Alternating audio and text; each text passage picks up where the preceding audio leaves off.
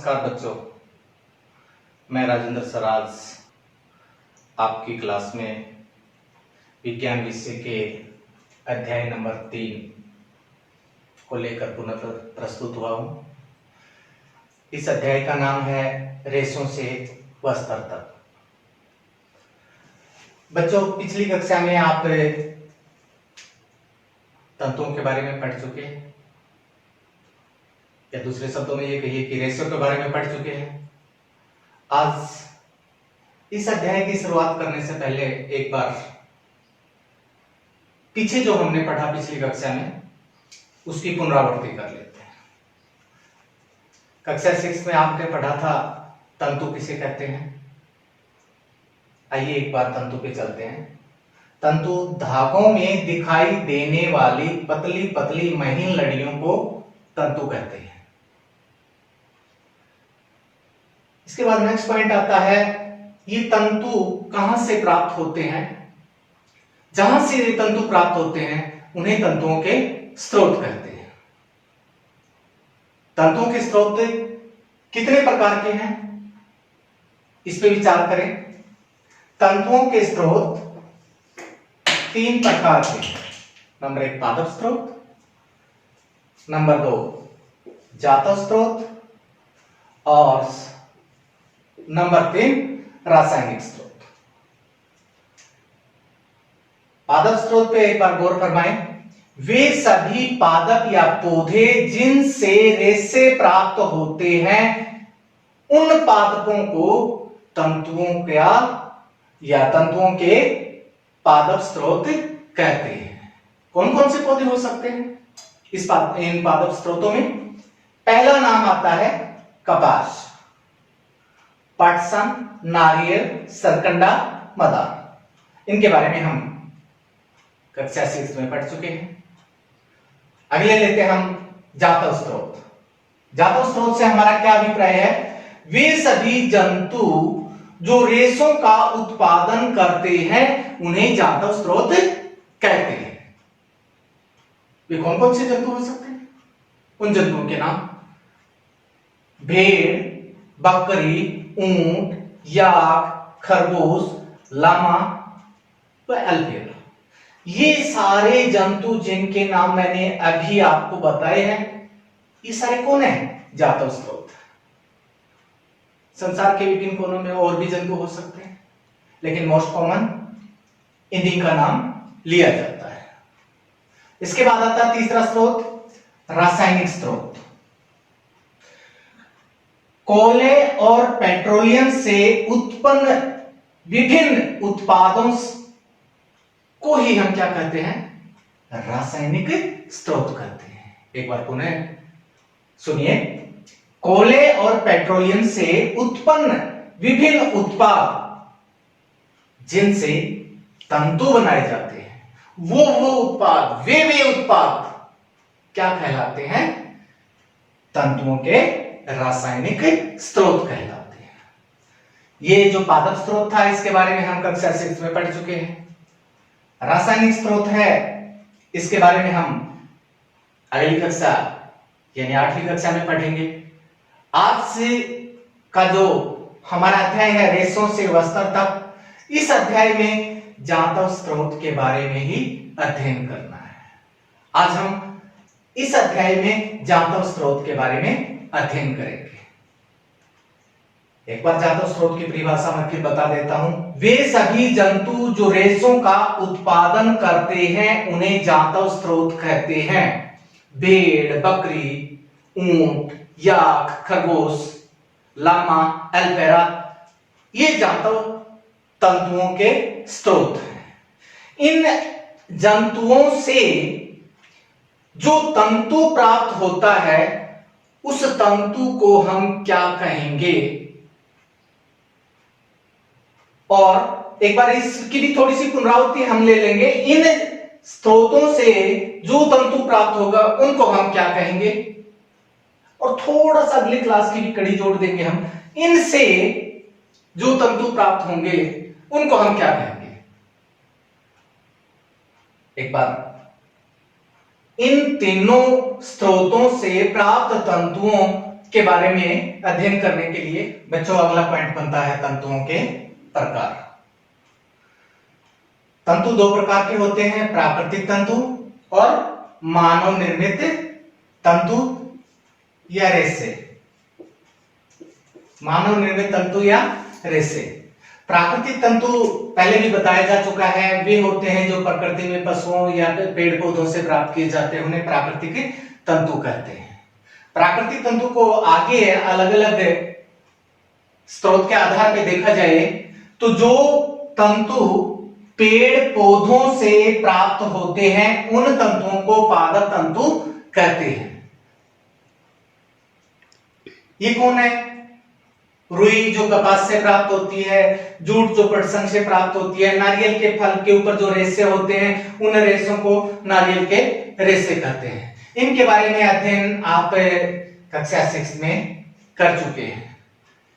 फिर भी आगे दोबारा से इनकी पुनरावृत्ति या इनका विस्तार से अध्ययन करना चाहते हो तो मेरे द्वारा तैयार की गई कक्षा 6 की वीडियो को देख सकते हो आप। अगला रेशे का प्रकार है जातव रेशा। जंतुओं से जो रेशे प्राप्त होते हैं उन्हें जातव रेशे कहते हैं। ऊन, रेशम, ये जंतुओं से प्राप्त रेशे हैं। भेड़, बकरी, याक, खरगोश, लामा, अल्पेरा जैसे जो जानवर हैं उनसे ऊन प्राप्त होती है। रेशम के कीट से रेशम प्राप्त होता है। ये ऊन और रेशम है, ये कौन थे? जातव रेशे। और दूसरा यह तंतुओं के प्रकार में मानव निर्मित रेशे आते हैं। उन रेशों को संश्लिष्ट रेशे भी कहते हैं जो विभिन्न प्रकार के कोयले के उत्पाद हैं या पेट्रोलियम के उत्पाद हैं, उन उत्पादों से मनुष्य के द्वारा जो रेशे तैयार किए जाते हैं उनको मानव निर्मित रेशे कहते हैं या संश्लिष्ट रेशे कहते हैं। इसकी परिभाषा पे गौर फरमाएं। विभिन्न रसायनों से मानव द्वारा निर्मित तंतुओं को हम क्या कहते हैं? संश्लिष्ट तंतु या रेशे कहते हैं, जैसे नायलॉन, पॉलिएस्टर, एक्रिलिक।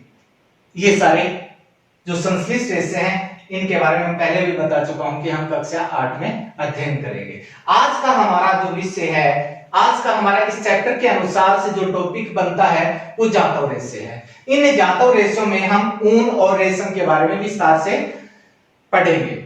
चलिए पहले शुरुआत करते हैं ऊन से। हमारे देश के अंदर से ऊन के उत्पादन का मुख्य स्रोत भेड़ को माना जाता है।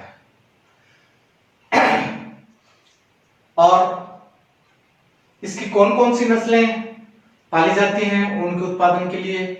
भेड़ नाम का जो जानवर है क्या क्या खाता है, इसके बारे में कुछ देर में अध्ययन करेंगे।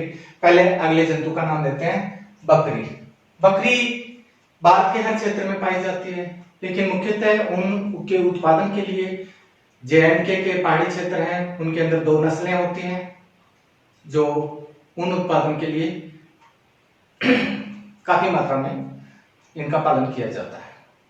इन नस्लों के नाम हैं अंगोरा नस्ल, दूसरी है पश्मीना नस्ल। अंगोरा नस्ल की बकरी से अंगोरा ऊन की प्राप्ति होती है और पश्मीना नस्ल की जो बकरी है उससे पश्मीना ऊन की प्राप्ति होती है। अंगोरा नस्ल, पश्मीना नस्ल की जो बकरी होती है उनके शरीर के ऊपर जो मुलायम फर होती है, जो मुलायम बाल होते हैं उनको काट लिया जाता है और उन्हीं को ऊन के रूप में प्रयोग किया जाता है। पश्मीना नस्ल की जो बकरी है उससे जो ऊन प्राप्त होती है पश्मीना ऊन है, इसी पश्मीना ऊन से पश्मीना शॉलें बनाई जाती हैं जो हमारे देश के अंदर बहुत ज्यादा प्रसिद्ध है। मार्केट में जब भी आप जाओगे इसके बारे में बात करोगे तो हर दुकानदार के पास में जो ऊन का काम करता है, ऊन बेचने का काम करता है या ऊनी वस्त्र से बेचता है, आपको फटाक से एक ही जवाब में बताएगा, हाँ जी ये पश्मीना जो ऊन है पश्मीना नस्ल की बकरी से तैयार की गई है। दूसरा अगला जो नाम आता है ऊन प्राप्ति के स्रोत में हमारे देश के अंदर से जो तिब्बत और लद्दाख का क्षेत्र है वहां पर याक से जो ऊन प्राप्त होती है वो बहुत ज्यादा प्रचलन में है। ऊंट है, ये राजस्थान के अंदर से काफी मात्रा में इसका पालन होता है। हालांकि हरियाणा और पंजाब के जो राजस्थान के साथ जो क्षेत्र लगते हैं वहां भी इसका पालन होता है, लेकिन ऊन के उत्पादन के लिए हमें राजस्थान में पाले जाने वाले ऊंट पे ही निर्भर रहना पड़ता है। हमारे देश के अंदर से एक छोटा सा और जंतु है या जानवर है जिसका नाम है खरगोश। ये देश के हर कोने में पाया जाता है जहां पर वन्य क्षेत्र का विस्तार होता है। खरगोश से प्राप्त जो ऊन होती है वो बहुत ही ज्यादा सॉफ्ट और नरम होती है, बहुत ही अच्छी क्वालिटी की ऊन होती है, लेकिन इसका बड़े पैमाने पर उत्पादन हमारे देश में नहीं किया जाता क्योंकि खरगोश जो जानवर होता है वो आकार में उसका आकार काफी छोटा होता है, तो एक खरगोश से इतनी ज्यादा ऊन प्राप्त नहीं की जा सकती। इन्हीं जंतुओं के अलावा संसार के विभिन्न कोनों में और भी काफी सारे जानवर हैं जो ऊन का उत्पादन के लिए उनके शरीर के जो बाल होते हैं वो प्रयोग में किए जाते हैं, लेकिन उनमें से एक मुख्य नाम आता है दक्षिणी अमेरिका में पाए जाने वाले लामा और अल्पेरा नाम के जानवर का। ये दोनों दक्षिणी अमेरिका के अंदर से ऊन के उत्पादन के लिए काफी प्रचलित हैं। इनके नाम लामा और अल्पेरा। बच्चों मैं यहां पर एक बात या एक पॉइंट क्लियर करना चाहूंगा।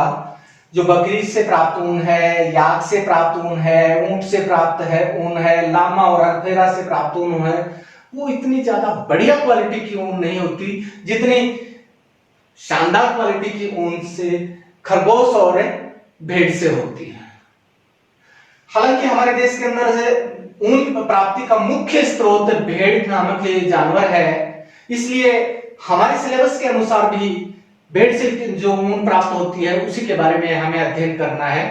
तो भेड़ नामक जो जानवर है वो क्या खाता है, उसको कैसे पाला जाता है, उसके शरीर से जो ऊन का उत्पादन किया जाता है उस ऊन का कैसे उतारा जाता है, इन सब के बारे में हम आगे अध्ययन करेंगे। चलिए एक बार भेड़ के बारे में अध्ययन करते हैं। बच्चों भेड़ जो हमारे देश के अंदर ऊन का एक प्रमुख उत्पादक जानवर है, इसके बारे में हम थोड़ा सा अध्ययन करें तो हम पाते हैं कि भेड़ का जो प्रमुख भोजन होता है घास, पत्तियां, खली, या भेड़ पालक इसको मक्का, दालें इत्यादि भी खिलाते हैं क्योंकि भेड़ एक शाकाहारी जानवर होता है, इसलिए मुख्य तौर पर घास, पत्तियां, खली इत्यादि ही इनको अपने भोजन के रूप में ये प्रयोग करता है।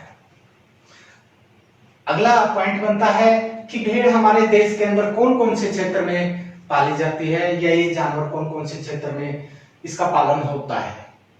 इन क्षेत्रों में मुख्यतः नाम आते हैं जम्मू एंड कश्मीर, हिमाचल प्रदेश, उत्तराखंड, अरुणाचल प्रदेश, सिक्किम के पहाड़ी प्रदेश, उत्तर प्रदेश, हरियाणा, पंजाब, राजस्थान, गुजरात।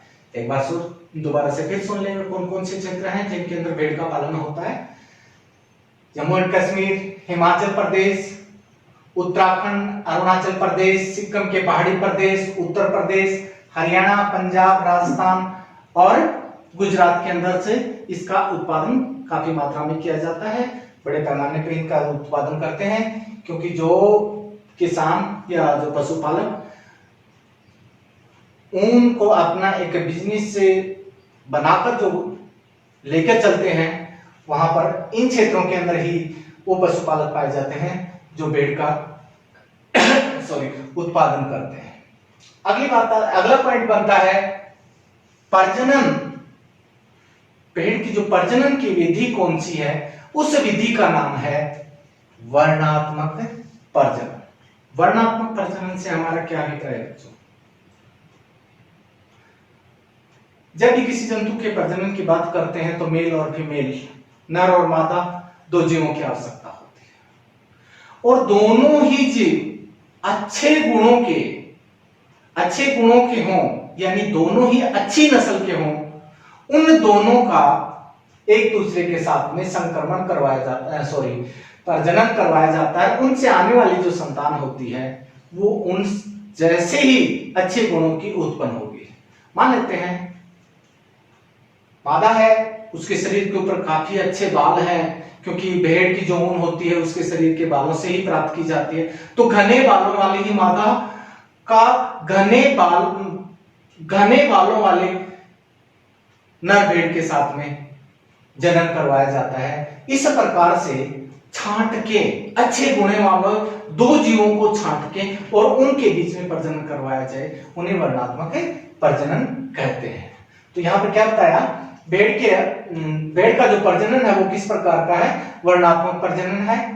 भेड़ के शरीर से जो रेशे प्राप्त होते हैं और जिन रेशों को बाद में ऊन में बदला जाता है, वो रेशे कितने तरह के होते हैं। अगर कभी आपने भेड़ नामक जंतु को देखा हो या पशु को देखा हो तो गौर से, अगर ना देखा हो तो आप दोबारा देख सकते हो जब कभी आपके सामने आए तो। अगर देखा है तो आपने उस पर गौर फरमाई हो तो उसके चेहरे के ऊपर जो बाल होते हैं वो बाल और शेष उसके शरीर के ऊपर जो बाल होते हैं, उन दोनों बालों में अंतर होता है। चेहरे के ऊपर जो बाल होते हैं वो कैसे होते हैं, रुखे बाल होते हैं। मुंह के ऊपर जो बाल होते हैं वो थोड़े से रुखे होते हैं, कठोर होते हैं, मोटे होते हैं। लेकिन शेष भाग के ऊपर, शरीर के शेष भाग के ऊपर जो बाल होते हैं वो तंतु रूपी मुलायम बाल होते हैं। ऊन उत्पादन के लिए जिस रेशे का प्रयोग किया जाता है भेड़ से, वो कौन से रेशे होते हैं, यही होते हैं तंतु रूपी मुलायम बाल, जो भेड़ के शरीर से प्राप्त किए जाते हैं, मुंह के बालों से प्राप्त नहीं करते। अगला पॉइंट आता है, जो भेड़ की प्रमुख नस्लें हैं हमारे देश के अंदर वो कौन कौन सी हैं जिनसे हम ऊन का उत्पादन करते हैं। प्रमुख नस्लों में नाम आता है लोही, रामपुर बुसायर, नाली, नली, बाखरवाल, मारवाड़ी, पाटनवाड़ी।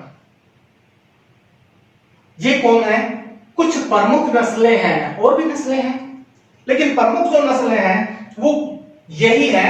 एक बार मैं इनके नाम पुनः दोहरा देता हूं। लोही नस्ल, रामपुर बुसायर नस्ल, नाली या इसे नली नस्ल के नाम से भी जानते हैं। अगली है बाखरवाल, मारवाड़ी, पाटनवाड़ी। ये जो नस्लें हैं,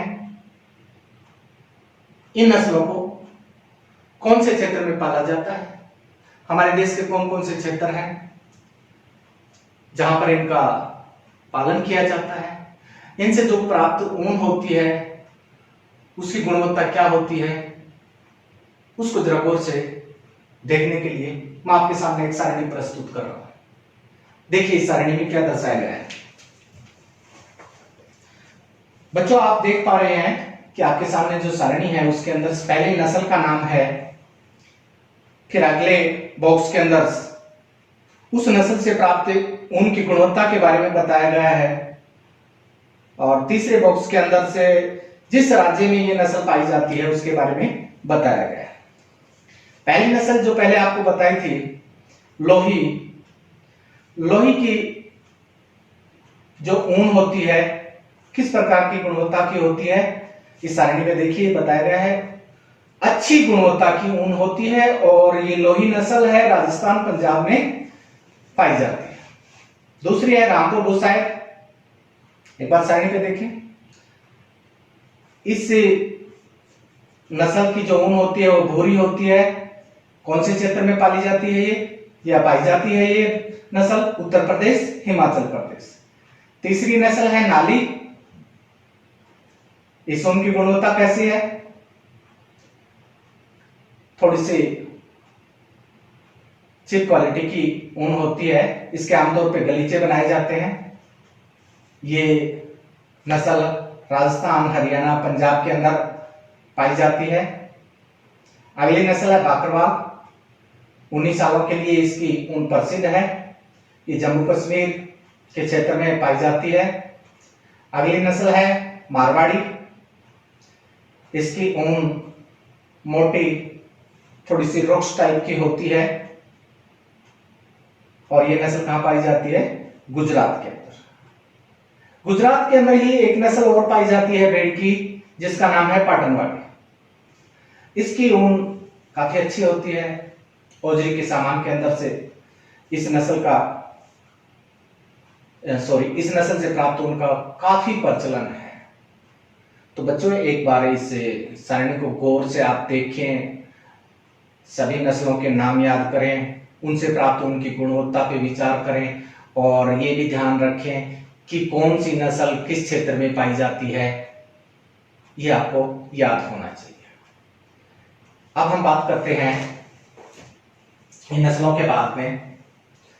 इन नस्लों से जो ऊन प्राप्त हुई है, उनके शरीर से के जो बाल से जो ऊन प्राप्त हुई थी, जो शरीर के बालों को काट लिया जाता है, ये कार्तिक ऊन है।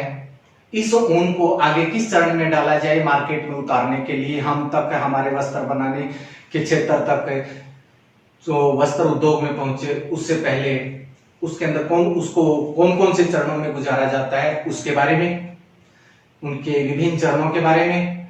और रेशों का एक उत्पादन करने के लिए एक जंतु का नाम और लिया था मैंने कुछ देर पहले, रेशम का कीट बताया था, जिससे रेशा प्राप्त होता है। इन दोनों के बारे में विस्तार से अध्ययन करने के लिए मेरे साथ बने रहिए इसी चैप्टर के पार्ट नंबर 2 में, जिसको हम अध्ययन करेंगे इसी चैप्टर के भाग 2 में। थैंक यू बच्चों, तब तक के लिए।